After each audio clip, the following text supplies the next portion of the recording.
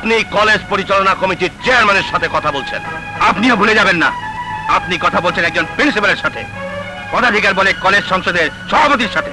রাজনীতিতে একটা কথা, ভীমরুলের চাকে ঢিল ছুড়বেন না, কারণ ভীমরুলের হুল খুব বিষাক্ত।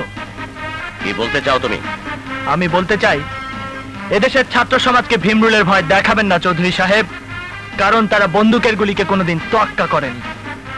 আরেকটা কথা মিস্টার চৌধুরী, এই কলেজ সংসদে আপনার রাজনীতি সমর্থিত কোনো পার্টি বিজয়ী হবে না।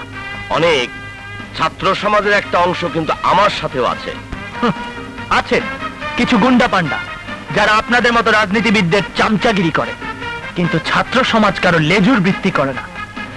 মিস্টার চৌধুরী, সেই আশা নিয়ে যদি আপনি এখানে এসে থাকেন, তাহলে আমাকে কিনতে চাওয়ার মতোই আর একটা ভুল করছেন আপনি। অনেক তোমার মতো ছাত্র নেতাদের এই মাহমুদ চৌধুরী ঘন্টায় গন্ডায় গন্ডায় কিনতে পারে। মাহমুদ চৌধুরী, এই ছাত্র সমাজকে যদি কেনা যেত, তবে 52 ভাষা আন্দোলন সফল হতো না।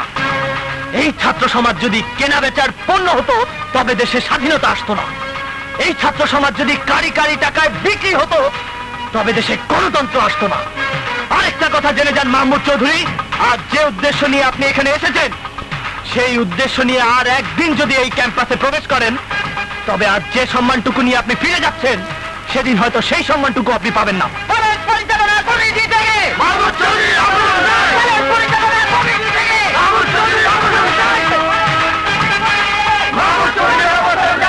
আপনার জনপ্রিয়তা যাচাই করুন এবং চলে যান। মিস্টার প্রিন্সিপাল, এর জন্য আপনাকে পস্তাতে হবে। তুমিও বাদ করবে না। অনেক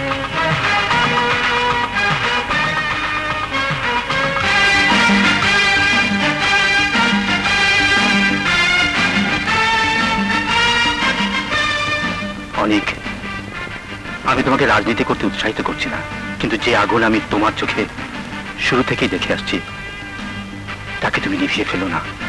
আমাকে দোয়া করবেন sir. Sure my boy. Very good, this is called leadership. অনেক, আমি আশা করব এভাবে ধীরে ধীরে জাতীয় পর্যায়ে তোমার নেতৃত্বের আসন পাকা পোক্ত করে নেবে।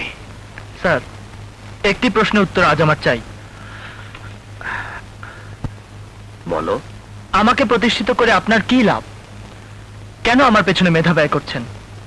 কি উদ্দেশ্য আপনার? আমার কোনো উদ্দেশ্য নেই। উদ্দেশ্যবিহীন কোনো কাজ কেউ করে না স্যার।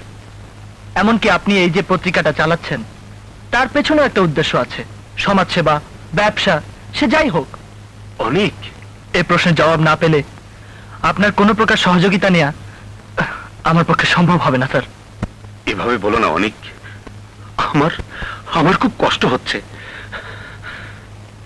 শুনতেই যখন চাও, তাহলে এসো আমার সঙ্গে, এসো।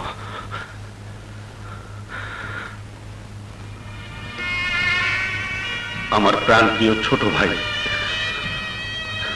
ওর মুখের দিকে তাকিয়ে আমি কোন সংসার করে দিই। কি হয়েছে ওর? নেই, তোমার মতোই কলেজে পড়তো, নেতৃত্ব দিত।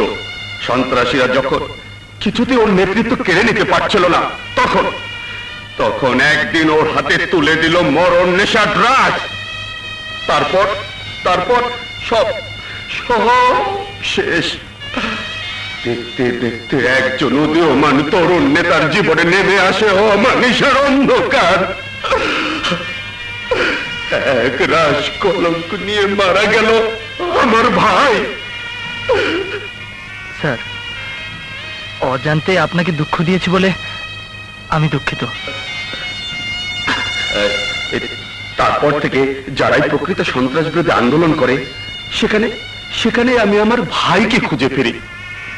অনেক অনেক, তুমি আমার সেই ভাই, যে ভাই শিক্ষাঙ্গনের কুলসতা দূর করে আমার ভাই হত্যার বদলা নেবে।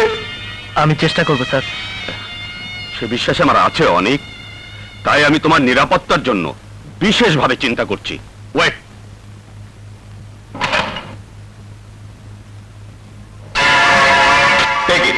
তোমার নিরাপত্তার জন্য পিস্তল আর চলাচলের জন্য একটা মোটর সাইকেল। স্যার, আপনি আমার হাতে অস্ত্র তুলে দিচ্ছেন। অস্ত্র ছাড়া অস্ত্রের রাজনীতিকে প্রতিহত করা যায় না। কিন্তু স্যার, অনেক, আমি চাই না আমার ভাইয়ের মতো আর কোনো পিতার সন্তান অকালে ঝরে পড়ুক। ওরা অস্ত্রবাজি করে জীবন ছিনিয়ে নেয়, আর তুমি এটা দিয়ে সেই জীবন রক্ষা করবে। Take it.